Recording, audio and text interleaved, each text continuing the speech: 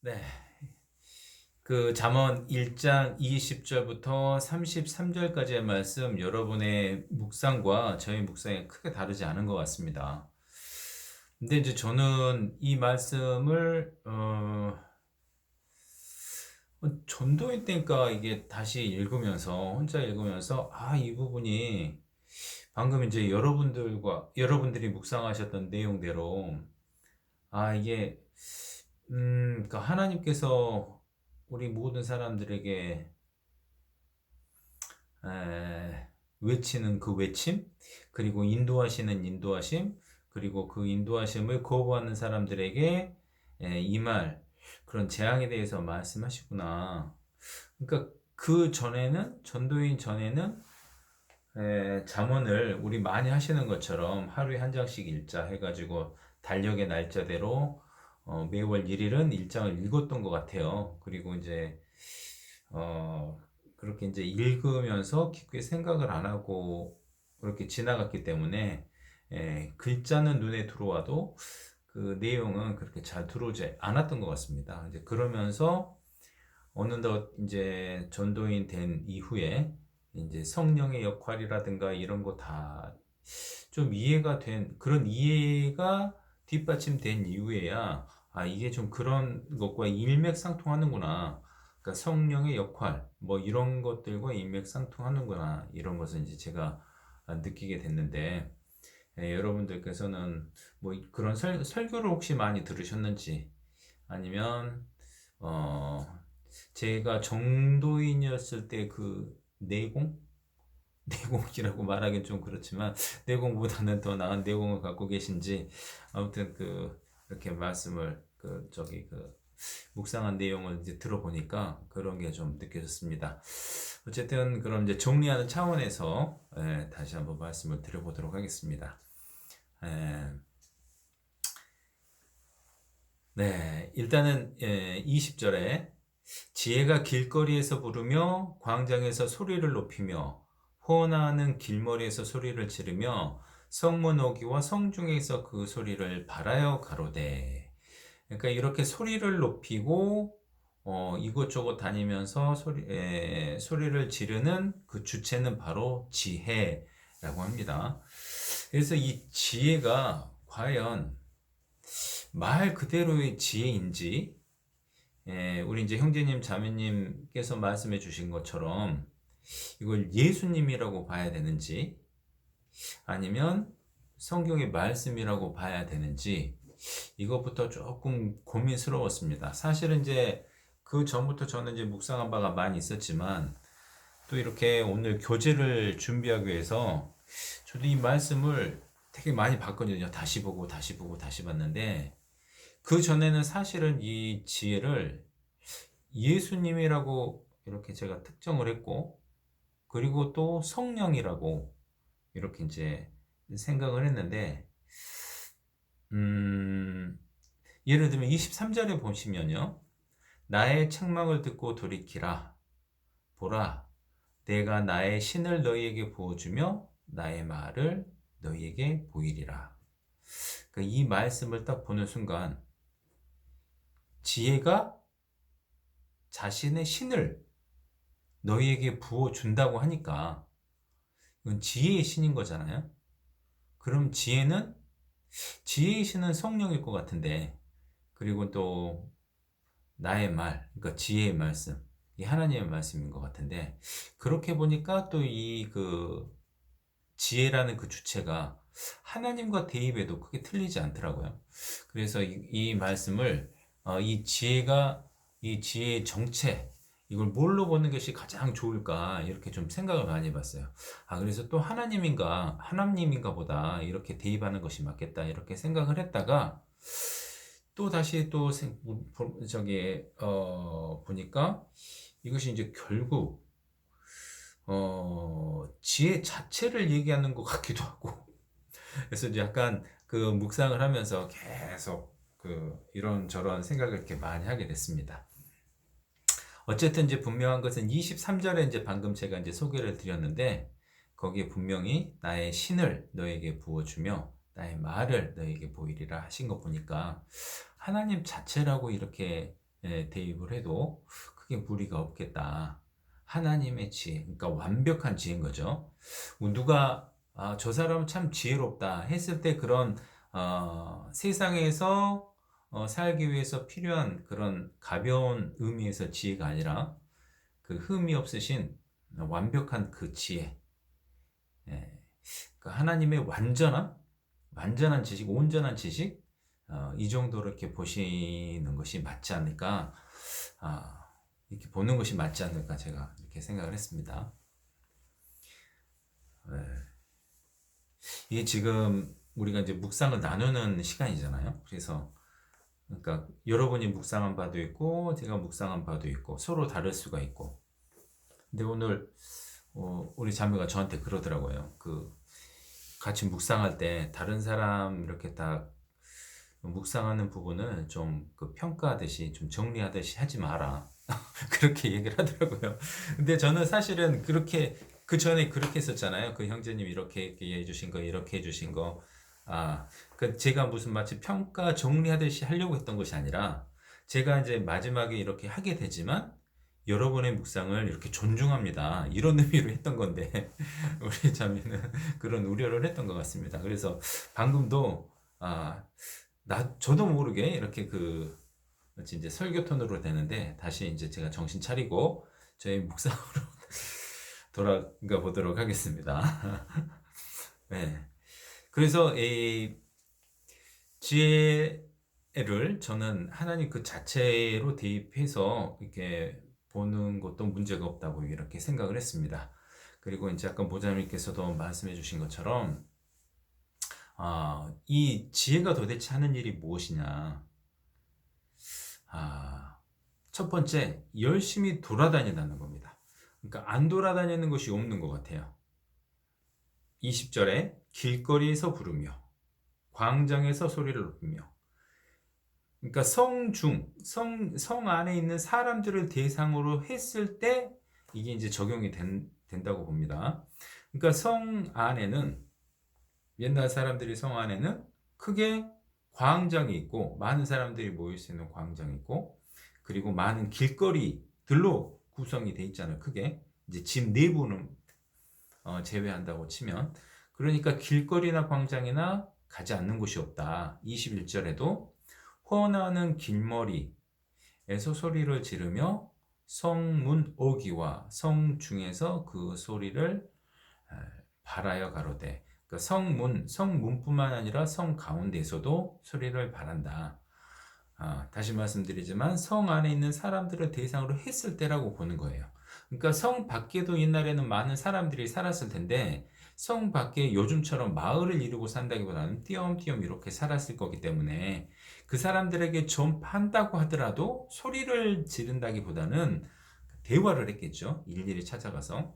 그러니까 그런 것이 아닌 이제 성 내부의 사람을 대상으로 했을 때 이런 그림을 그릴 수 있는 것 같습니다. 그러니까 길거리나 광장이나 성문 어귀나 성중이나, 그러니까 안 미치는 곳이 없을 정도로 소리를 높였다. 그러니까 한마디로 지혜는 미치지 않는 곳이 없었다.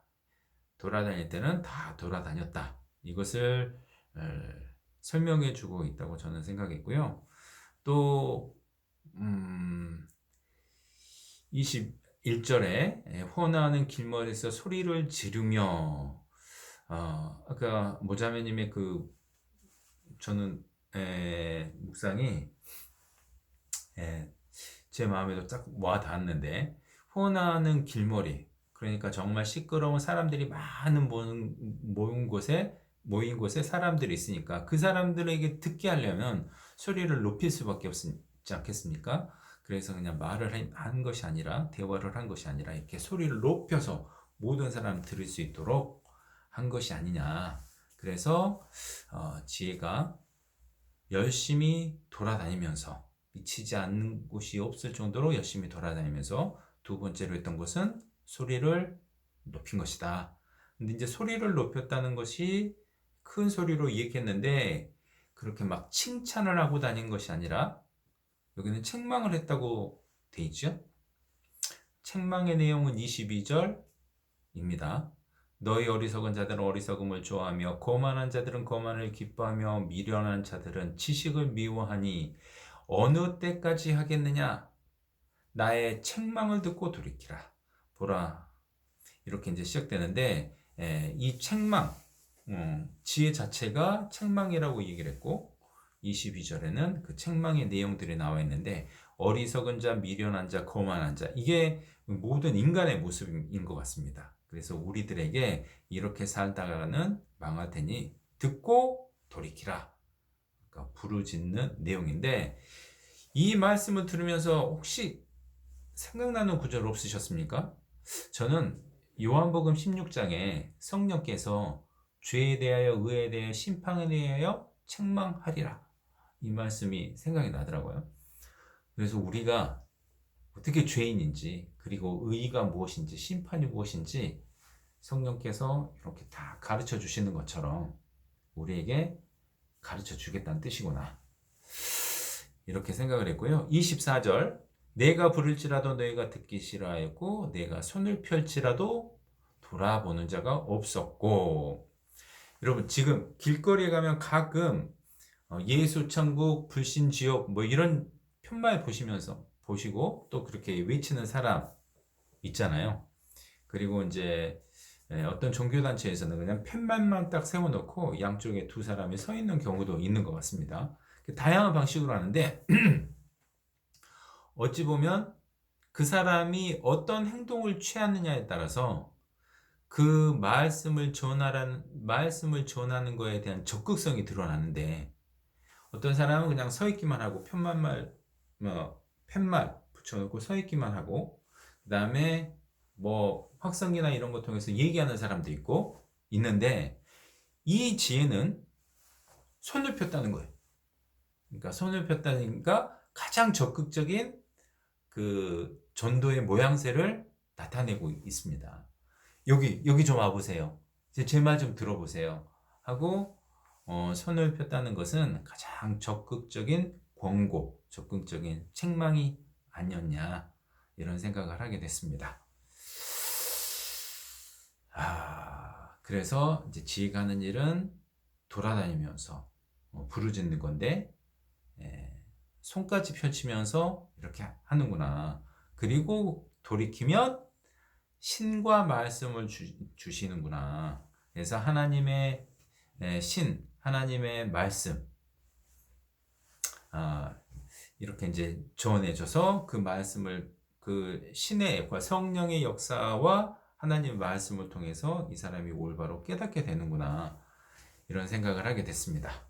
그러니까 지금 미련한 자, 어리석은 자, 거만한 자들에게 하나님께서 역사하시는 간절함을 볼 수 있는 거죠. 그런데 이 말씀을 듣는 사람들이 여기에 나온 것은 다 배쳐가는 경우인 것 같습니다. 25절 도리어 24절입니다. 내가 부를지라도 너희가 듣기 싫어하였고 내가 손을 펼지라도 돌아보는 자가 없었고 도리어 나의 모든 교훈을 멸시하며 나의 책망을 받지 아니하였은즉 이것이 이 사람들의 반응이었습니다. 듣기 싫어했고 돌아보지도 않았고 오히려 교훈과 책망을 거부했습니다. 그러니까 27절에 너희의 두려움이 광풍같이 임하겠고 너희의 재앙이 폭풍같이 이르겠고 너희에게 근심과 슬픔이 임하리니 28절 그때 너희가 나를 부르리라 그래도 내가 대답지 아니하겠고 부지런히 나를 찾으리라 그래도 나를 만나지 못하리니 네, 이 부분은 우리 김영준 형제님 말씀하신 대로 27절의 이런 모습을 보고 야 항상 좋으셔야 될 것 같은 그 하나님께서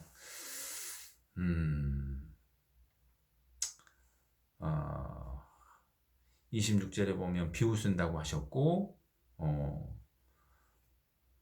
킹제임스 버전은 조롱한다고 아까 말씀하셨죠? 조롱한다 이렇게 돼 있고 또 이런 광풍이 임할 때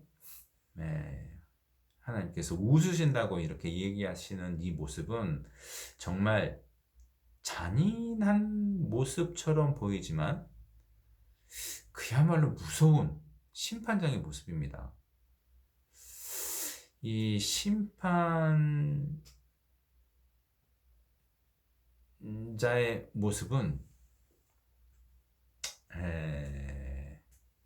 여기 잠깐 잡으시고 시편 7편을 보겠습니다.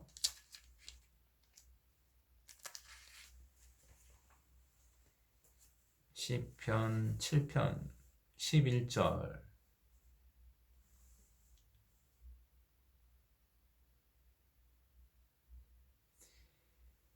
하나님은 의로우신 재판장이시며 매일 분노하시는 하나님이시로다. 사람이 회개치 아니하면 저가 그 칼을 가르시며 그 활을 이미 당기어 예비하셨도다. 죽일 기계를 또한 예비하시며 그 만든 살은 화전이로다. 이 대목 보면 정말 무시무시하지 않습니까? 그러니까 하나님께서는 당신께서 얼마나 무시무시한 그런 엄격한 재판장인지를 보여주시는데, 하나님께서 칼을 간다고 칼을 가는 이게 이미지를 떠올려 보면 정말 무시무시한 거잖아요. 그러니까 좀 잔인한 것 같고, 이제 그런 모습이 지금 잠언 1장에서도 지금 나온 것 같아요. 그런데 하나님께서 이렇게 무시무시한 분이라는 것을 절대 잊으면 안 될 것 같습니다. 그래서 우리 이제 우리 형제님께서도 말씀하셨던 것처럼 하나님만큼 사랑이 많으시고 한없이 좋으신 분도 없으시지만, 회개치 아니하면 이렇게 무서울 수 있구나, 이보다 더 무서운 분은 없구나, 이런 교훈을 우리가 받아야 되지 않을까. 그래야 그분 앞에 겸손해질 수 있고 그분을 진정으로 무서워할 수 있을 것 같아요. 그것이 하나님이 얼마나 죄를 싫어하시는지 그거를 보여주는 것 같습니다. 그만큼 무서운 분이라는 것을 알면 정말 겸손한 나머지, 그러니까 이 무서운 하나님을 올바로 아는 것이 정말 중요한 것 같아요. 성경은 사실은 처음부터 끝까지 심판에 관한 내용이거든요. 아담과 하와에게 심판하셨고, 또 가인에게 심판하셨고, 그리고 노아의 방주로 심판하셨고, 그리고 이스라엘 민족 택하셔서 심판하셨고, 계속 심판의 모양, 심판할 때는 얼마나 진짜 무섭게 심판하십니까? 그리고 맨 끝에 요한계시록의 백보자 심판이 있는데, 이 무서운 하나님을 계속 우리한테 배우도록 이렇게 허락해 주고 계신 거잖아요. 그래야 이 하나님을 올바로 알면, 하나님 정말 무섭습니다, 제발 좀 살려주세요, 이 얘기가 저절로 나오는데, 이제 그런 무서운 하나님을 모르면 하나님은 좋은 하나님이래, 하나님은 죄인들을 용서해 주신대, 이 정도로 이렇게 좋은 쪽으로만 가면 하나님을 어쩔 수 없이 받아들일 수밖에 없구나, 여기에 이른 것이 아니라 하나님을 믿을까 말까 이렇게 오해를 할 수 있다는 겁니다. 그래서 하나님에 대한 올바른 이해가 정말 중요한데, 하나님을 먼저, 하나님에 대한 우선적인 지식은 그의 엄중함, 다른 말로 하면 정말 무시무시함, 이런 것 같아요. 그래서 방금 전에 읽은 시편 7편이나 잠언 1장에서 이런 내용을 잊지 않고 넣어주신 것 같습니다. 그리고 이런 하나님의 성품은 이스라엘 역사를 통해서라든가 아니면 과거에 족장시대에 많은 족장들의 그 역사를 통해서 보여주셨던 것 같아요. 그래서 이것이 왜 좋은 하나님은 이럴까 이렇게 생각할 것이 아니고, 이게 정말 하나님이 갖고 계시는 무시무시한 성품이구나, 재판장, 정말 죄를 싫어하시는 그 재판장의 성품이고, 이 하나님을 내가 올바로 알고 그 하나님을 경외해야 되겠다, 이런 마음을 가져야 될 것 같습니다. 그래서 29절에 보시면, 대저 너희가 지식을 미워하며 여호와를 경외하기를 즐거워하지 아니하며 나의 교훈을 받지 아니하고 나의 모든 책망을 없인 여겼습니다. 그러니까 앞서 한 얘기를 정리해 주고 있는데 29절에 대저 너희가 지식을 미워하며 여호와 경외하기를 즐거워하지 아니하며 여호와를 경외해야 된다는 것이 가장 중요한데 이것부터 안 했잖냐. 이거부터 없었으니 여호와를 경외하는 것을 즐거워하지 아니하였으니 마지막에는 멸망과 죽음이다. 이렇게 나오고 있는 거죠. 32절에 어리석은 자의 퇴보는 자기를 죽이며 미련한 자의 안일은 자기를 멸망시키리오니와. 그래서 결국 이것이 앞서 22절에 어리석은 자, 미련한 자, 거만한 자, 어떻게 보면 우리 일상생활에 볼 수 있는 내 자신의 모습, 우리 주변 사람들의 모습, 그 인간들의 일반적인 모습이라고 할 수 있는데, 그래서 가볍게 생각할 수 있지만 그 결과는 죽음이고 멸망이라는 것이 32절이라는 얘기입니다. 끝까지 하나님의 인도를 거부하면. 자, 이것이 그리고 33절 오직 나를 듣는 자는 안연히 살며 재앙에 두려움 없이 평안하리라. 그러니까 32절과 33절은 너무나 대비되는 전혀 다른 결말인데, 자, 여러분들께서 이제 묵상을 나눠주셨던 것처럼 저도 아주 비슷하게 묵상을 했습니다. 하나님께서 모든 사람들에게 들을 수 있도록 이렇게 소리를 지르시고 계시고 부르짖고 계시고 많은 사람들은 그 소리에 그 소리에 이끌려서 가야 되는데 그것을 무시하는 사람이 있으면 그 무시하는 그 대가를 받는구나. 이런 내용인 거죠. 그래서 찬찬히 보시면 여러분이 묵상하셨던 것처럼 그리 어려운 내용이 아님을 알 수 있습니다.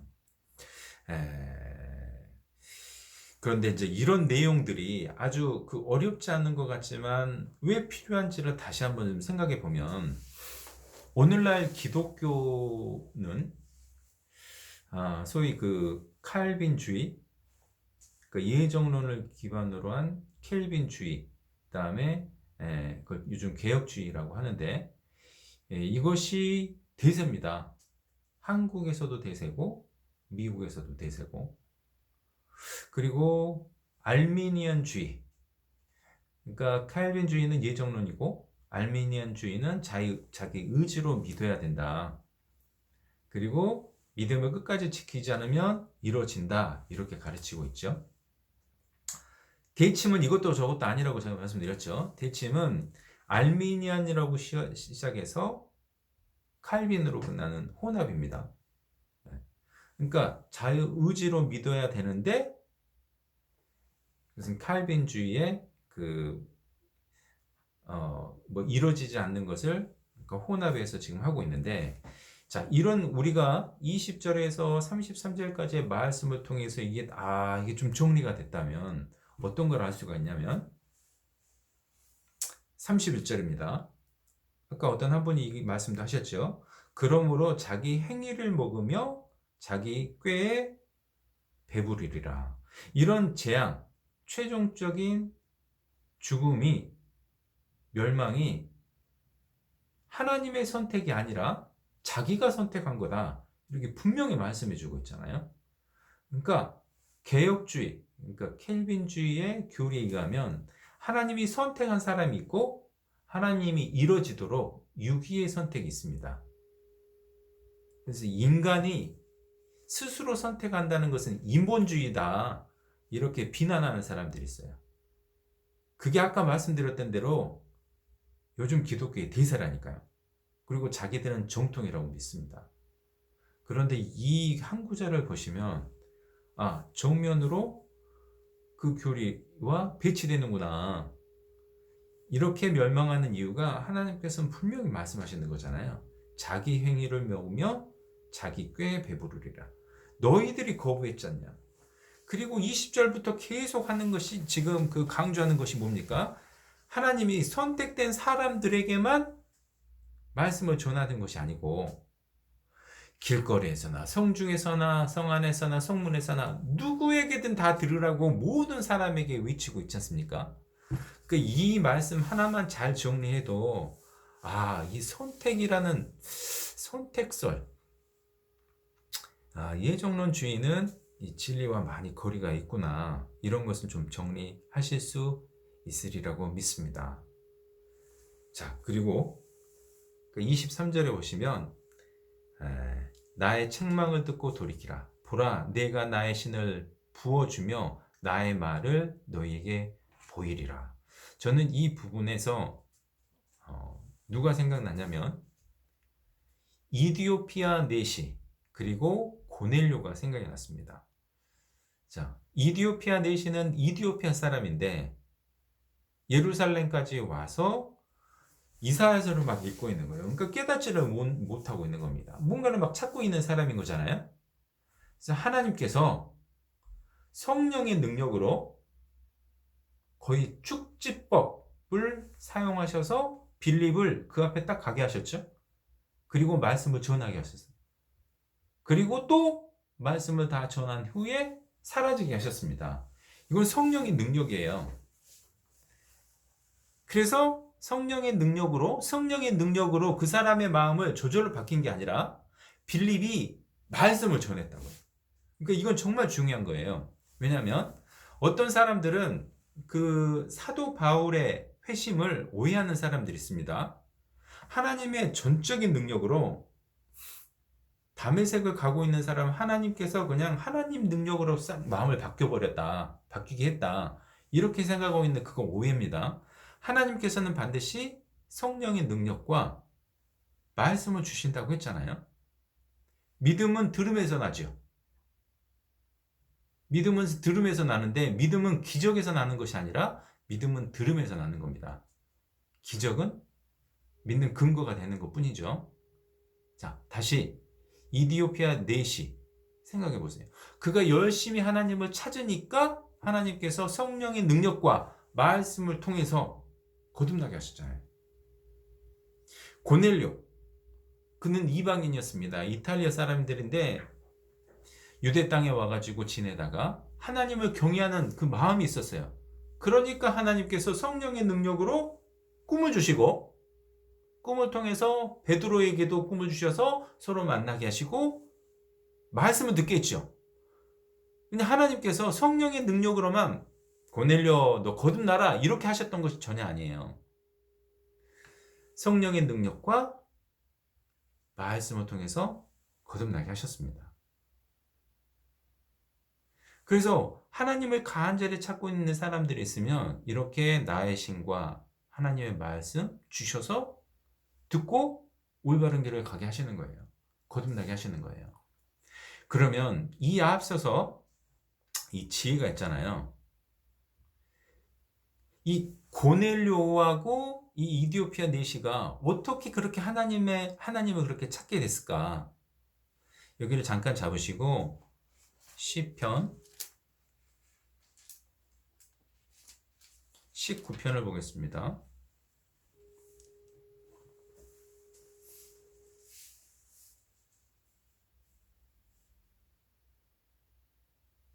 시편 19편 1절부터 제가 6절까지 읽어드리겠습니다. 하늘이 하나님의 영광을 선포하고 궁창이 그 손으로 하신 일을 나타내는도다. 날은 날에게 말하고 밤은 밤에게 지식을 전하니 언어가 없고 들리는 소리도 없으나 그 소리가 온 땅에 통하고 그 말씀이 세계의 끝까지 이르도다. 하나님이 해를 위하여 하늘의 장막을 베푸셨도다.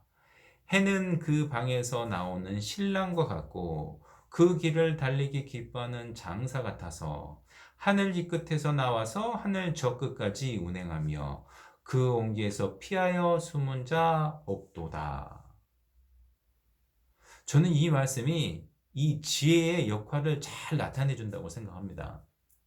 이 지혜가 온 땅, 이 온 땅, 세계 끝까지라고 했잖아요.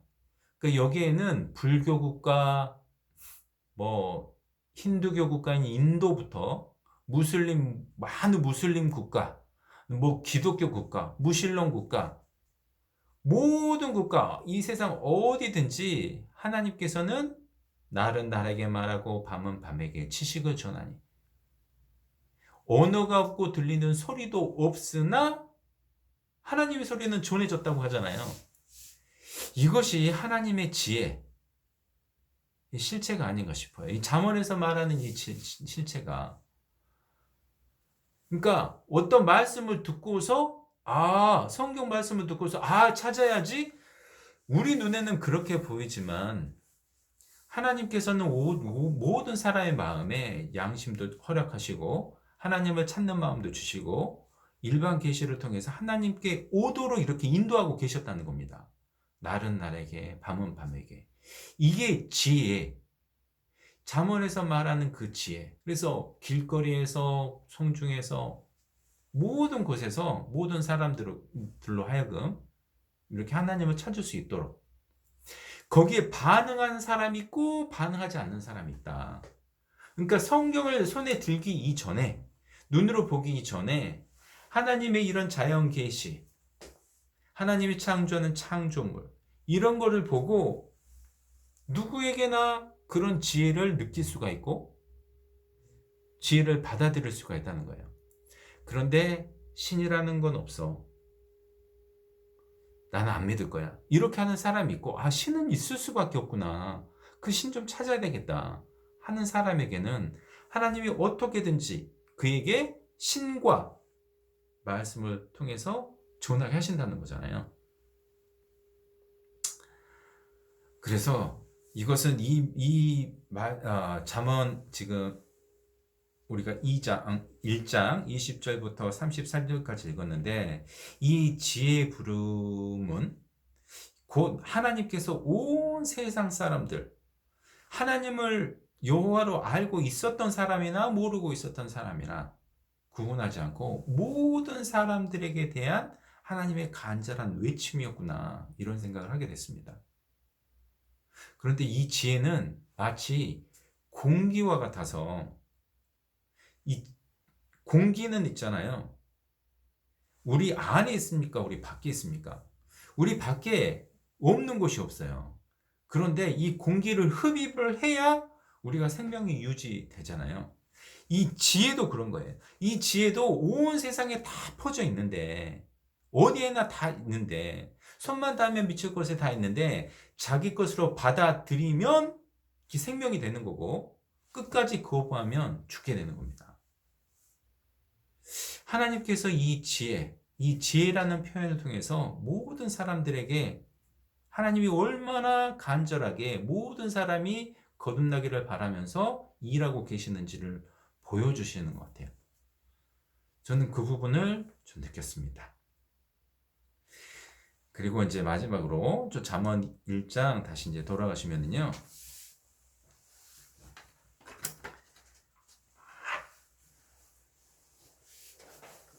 이제 두 가지만 이제 좀 더 드려야 되겠는데, 28절, 그때 너희가 나를 부르리라. 그래도 내가 대답지 아니하겠고 부지런히 나를 찾으리라. 그래도 나를 만나지 못하리니. 그때가 있다는 겁니다. 어느 때인데요? 재앙이 임할 때, 두려움이 광풍같이 임할 때. 하나님께서는 오래 참으시지만 끝까지 참으시는 건 아니시죠. 하나님은 사랑의 하나님이라 모든 사람이 거듭나길 바라고 오래 참으시지만 끝까지 참으신 분이 아니기 때문에 만날 만한 때, 구원의 때에 그때 하나님을 찾는 거구나, 이게 중요하고요. 저는 이 구절 보시면서 또 생각나는 구절 없으셨습니까? 아모스 8장에 보면 내가 기근을 땅에 내리느니 물이 없어 가람이 아니고 식량이 없어 주림이 아니다. 말씀을 찾으려고 처녀가 이 끝에서 동궁에서 서까지 막 찾아다닐 것인데 찾지 못하는 그런 말씀의 기갈이다, 이렇게 말씀하고 있잖아요. 그때가 분명히 오고 그때 이렇게 할 사람이 분명히 있다는 겁니다. 그때 정말 간절히 찾을 걸 때를 놓쳤구나. 그런 사람이 있다는 겁니다. 그러니까 이렇게 모든 사람에게 이렇게 후회할 정도로 하나님께서는 마음을 두드리신다는 거예요. 각 사람의 마음을 두드리고 계신다는 겁니다. 마음을 두드릴 때 올바른 이렇게 반응을 해야 되는데, 이런 하나님의 마음이 모든 사람에게 좀 전달됐으면 좋겠습니다. 그리고 마지막 한 가지, 33절, 오직 나를 듣는 자는 안연히 살며 재앙의 두려움이 없이 평안하리라. 여기서 듣는 자는 영어로도 listen이죠, listen. 여러분 잘 아시죠? listen과 hear하고 차이점. 하나님의 말씀을 설교하니까 그냥 따라가서 그냥 듣고 있습니다. 그건 내 귀에 들리는 거죠. 듣기 싫어도 들리는 겁니다. 그런데 여기서는 그 얘기를 하는 것이 아니고 listen, 의도적으로 들어라. 귀 기울여 들여라. 그게 왜 중요한데요? hear, 이거 귀로 그냥 들리는 건 있잖아요. 그 말씀대로 안 해도 되지만 listen이라는 것은 순종을 뭡니까? 한국말이 생각해. 순종을 염두에 두고 하는 리스닝입니다. 그러니까 예를 들면 부모가 자식한테 내 말 좀 들어라. 그런 것은 자식이 부모의 말을 귀로 안 듣는다는 얘기가 아니잖아요. 순종을 하라는 얘기잖아요. 근데 여기에서 이 말씀은 여기에서 듣는다는 것이 리스니로 나왔다는 얘기는 귀로 들어가지고 이해했다. 그것을 얘기하는 것이 아닙니다. 귀로 듣고 이해하는 것은 그것은 깨달음이에요. 그러니까 믿음이 깨달음으로 가르치는 것이 정말 안타까운데 듣고 그냥 맞네. 예수님이 나의 죄를 위해서 돌아가셨고 나의 모든 죄가 사해 주셨네. 이렇게 이해하는 것이 아니고 정말 하나님의 말씀, 지혜의 외침을 듣는다는 것은 지혜의 외침에 순종한다는 뜻입니다. 그러니까 이 순종을 우리가 하고 있을까? 이것은 정말 생각해 봐야 될 것 같아요. 행함이 없는 믿음은 죽은 것이라고 분명히 말씀했는데 마치 믿음이 행위에 반대되는 개념인 양 너무 한쪽으로 치우치게 그렇게 가르쳐 버린 경향이 있습니다. 그래서 우리의 믿음에 반드시 믿음이 있는 사람은 반드시 행위로 나오게 되어 있습니다. 그리고 하나님께서는 그 행위를 보고 믿음이 있구나. 아브라함의 믿음을 보고 믿음이 있구나. 내가 이제야 네가 나를 경외하는 줄 알았다 하신 것처럼 우리는 이 믿음의 삶을 살아야 될 것 같습니다. 단순히 머리로 이해하는 것이 아니고 하나님의 말씀을 따르려는 그런 삶, 지혜의 부르짖음에 순종하는 그런 삶을 살아야 될 것 같습니다. 이 잠언 지금 1장, 지금 이제 33절까지 해서 1장까지 마무리했는데 이 나머지 31장이 전부 다 우리가 순종해야 될 지혜의 외침들이거든요. 그러니까 진짜 하나님의 사람이라면 정말 이 말씀을 정말 소중히 생각하고 한 구절 한 구절 실천으로 옮겨가려는 그런 믿음이 우리에게 필요한 게 아닌가 이렇게 생각해 봤습니다.